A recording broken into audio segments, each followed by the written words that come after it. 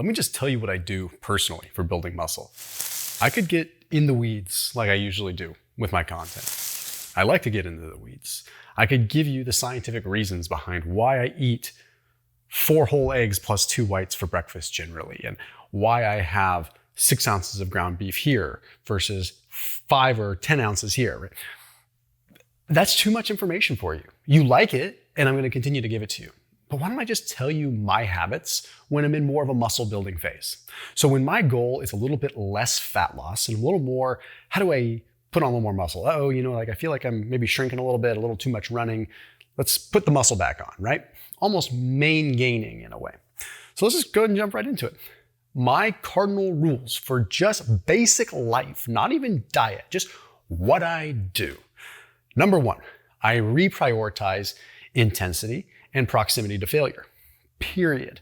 I stop worrying about volume as much because volume for me in my training is definitely more fat loss oriented. Volume plays a big role for building muscle, don't get me wrong. But for me, already having sort of a clay mass, like enough mass kind of built, I reprioritize for intensity.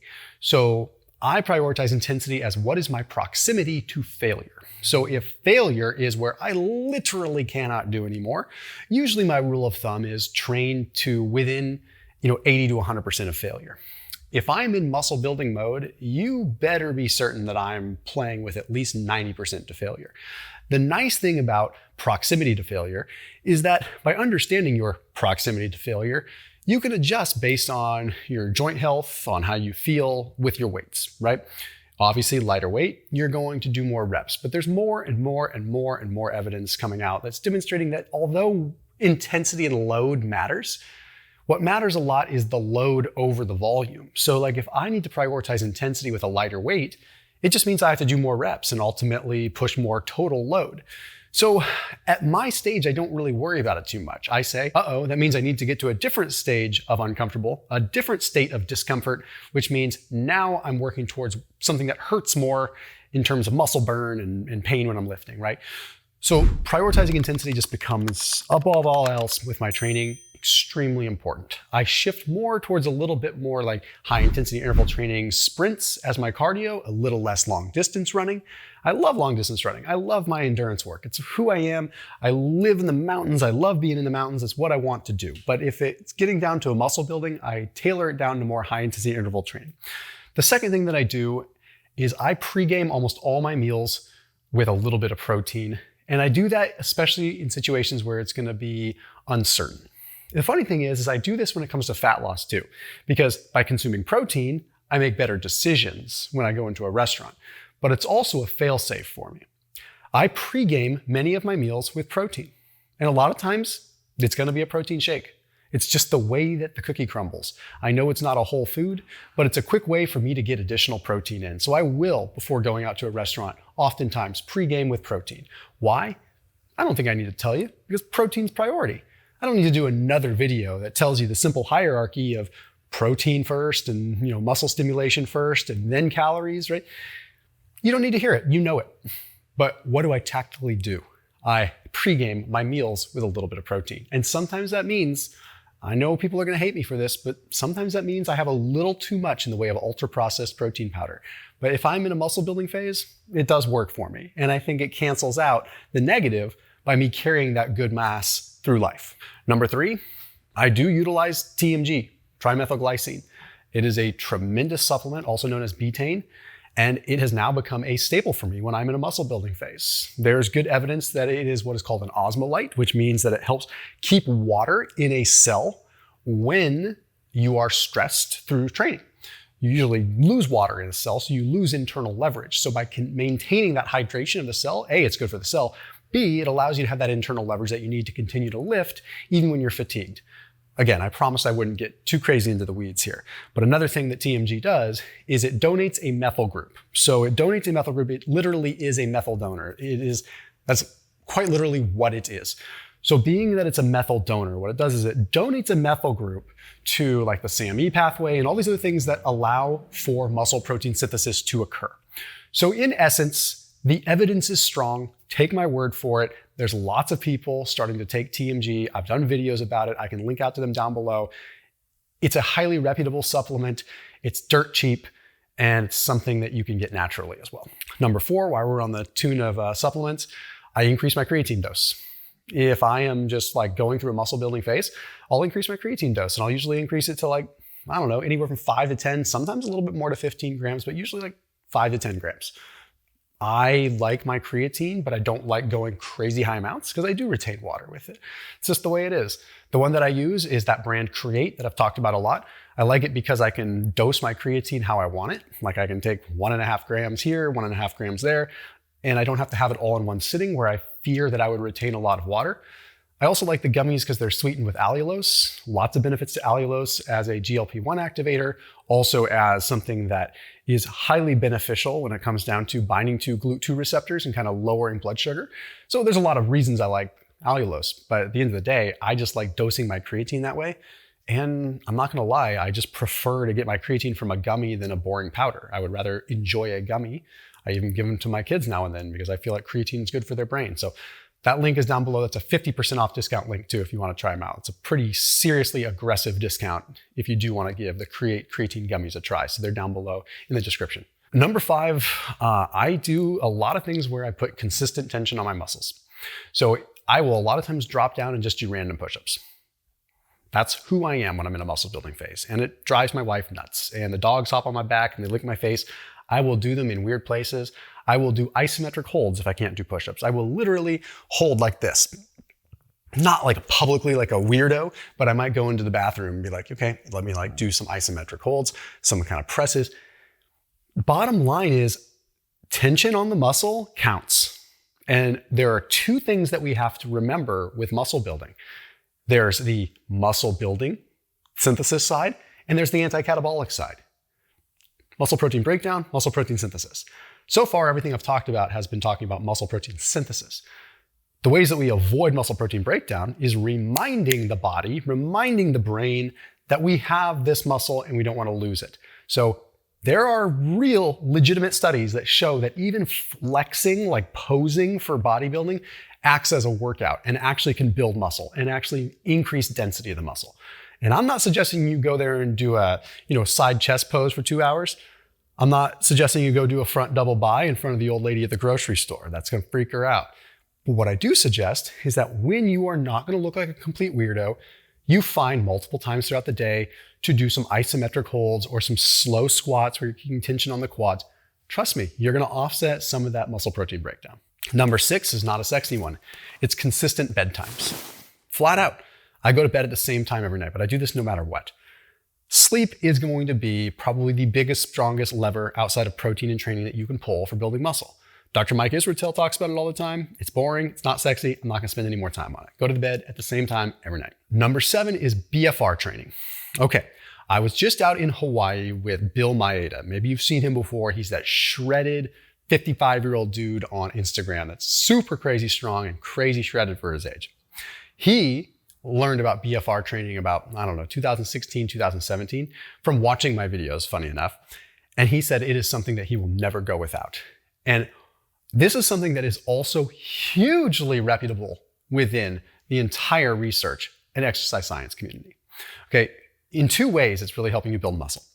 It is helping you build a little bit more of a tolerance to lactate. So it's also creating more lactate, which acts as a signaling device for muscle growth. It also creates more internal leverage.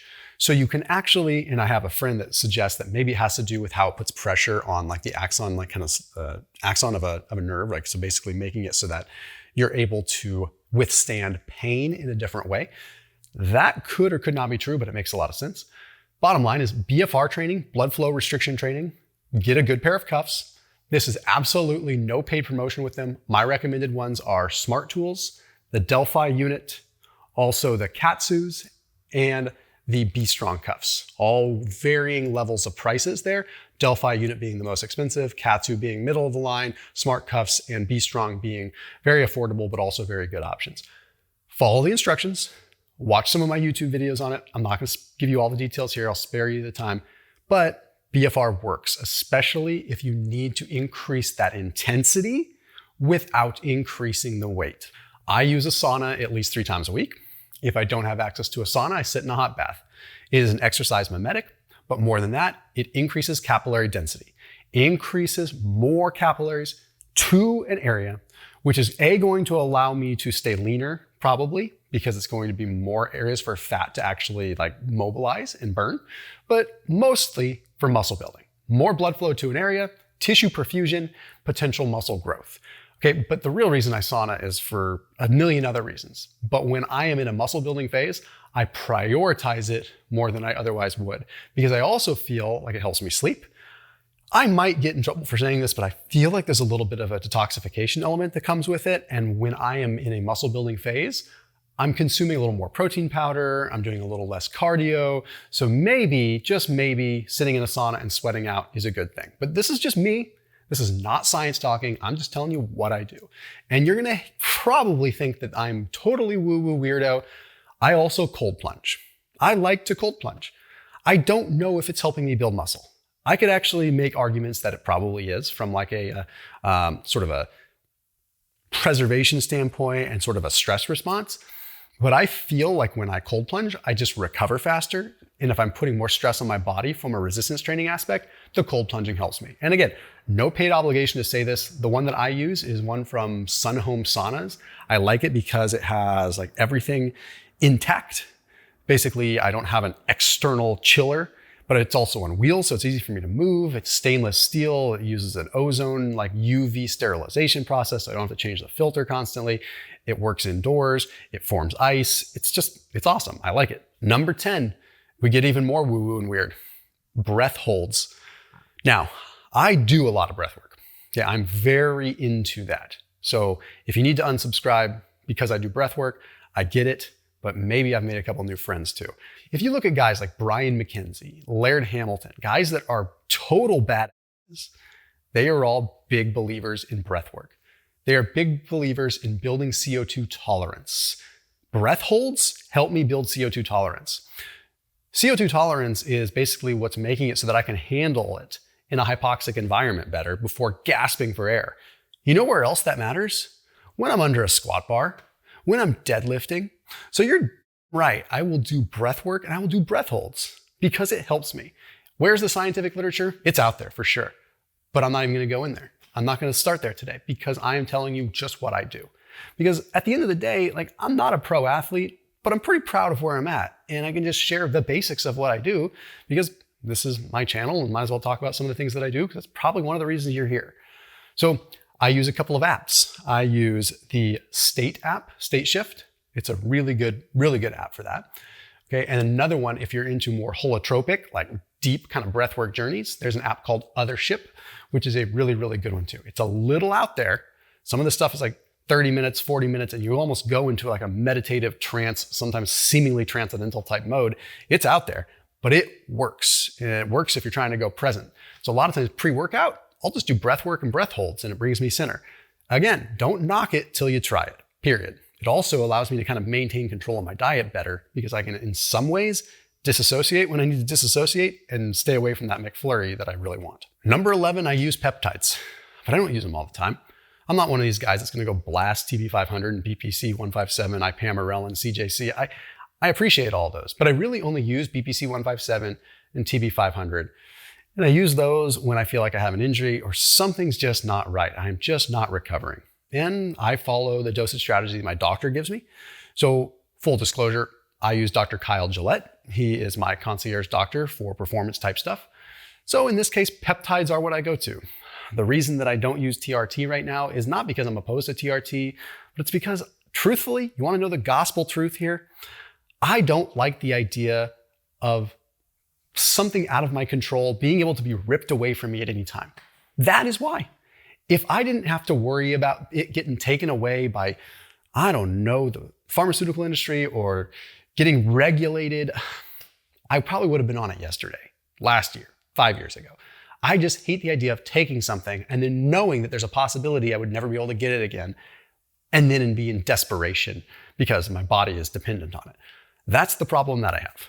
So I stick with peptides because I feel like I can mess around with those, get a performance advantage, a recovery advantage without overstepping and without becoming dependent. Number 12, this has been a huge one for me in the last 2 years and it's allowed me to put on so much more, well, not muscle, but really strength, a lot more strength, is learning to emotionally regulate. You wanted the truth. You want what I do, right? I practice mindfulness and I practice it in my training. What I mean by that is even when I'm in a mode where it hurts and I have nothing but pain staring me in the face, I am able to look at that pain, see it as a wave in the ocean, and come back to like who I am independent of my emotions. It's a form of almost tactical disassociation that works, that I've learned from special forces operators, that I've learned from tactical groups that I've worked with that go into very scary situations. But it allows me to also emotionally regulate my relationship with food. Do I crave that, or is there a feeling that's making me crave that? So I know it's a little new agey, but I consider it modern masculinity in a way. It allows me to stay true north on who I am as a guy, as a man. And if I need to like separate from my emotions to be able to be a little bit better person and understand what they do, it makes me a better lifter, it makes me a better content creator, makes me a better eater, husband, father, you name it. Number 13, what I kind of do now, which is different, is I do utilize carbs, but I will occasionally carb load. And when I say carb load, it's like maybe 150 grams, not crazy amounts, before I have to train large muscle groups in an anaerobic fashion.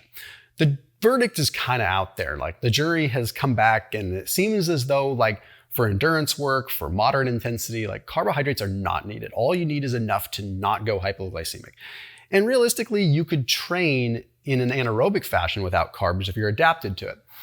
But when you're starting to go, I haven't talked to a single professional athlete, both in the low carb community or the high carb community, that disagrees that when it comes to like big maximum output, like leg movements, leg press, squat, deadlift, if you're going for maxes, if you're going for super high top tier performance, a little carb loading is going to help you. And I don't mean it by carb loading like eat a bowl of spaghetti the night before. I mean it as in making sure glycogen levels are full, because that's what matters the most, having restored levels of glycogen. So however you get there, whether it's low carb via gluconeogenesis or by adding carbs in occasionally, do that. But when I'm building muscle, I do definitely add more carbs in, flat out. Number 14, this is something I do all the time, but I'm really working hard to reduce and limit endocrine disruptors, which makes me sound like a woo-woo hippie until I tell you what pushed me over the edge was when Dr. Zoe Zundel, he is very evidence-based, almost so evidence-based that it's like, okay, bro, lighten up, but he's a super solid dude. So when he came out and he said that microplastics, BPAs are a real thing, I'm like, okay, I've known they're a real thing, but let me pay extra attention. The endocrine disruption, the potential problems that you face with heavy amounts of microplastics, that would absolutely affect muscle. That would absolutely affect things. So yeah, I do try to reduce my plastic, but bottom line is we live in a world where we're breathing it, but the more that you can reduce it, probably the better. Lastly, the last one I can think of is I do prioritize omega-3s when I'm in a muscle building phase, because the evidence is so strong on what's called the phosphorylation of P70S6K. Promised I wouldn't get sciencey. P70S6K is essentially what happens or what you increase when you increase muscle protein synthesis. So omega-3s do increase muscle protein synthesis both in the acute setting and more chronic. So I do tend to increase my cod liver oil consumption and my omega-3. For the record, Gorilla Mind has a really good one. That's Derek More Plates, More Dates' brand. He has a good omega-3, and I also use Wiley's Finest. Again, no paid promotion. I'm just sharing what I do. As always, keep it locked in here on my channel. I'll see you tomorrow.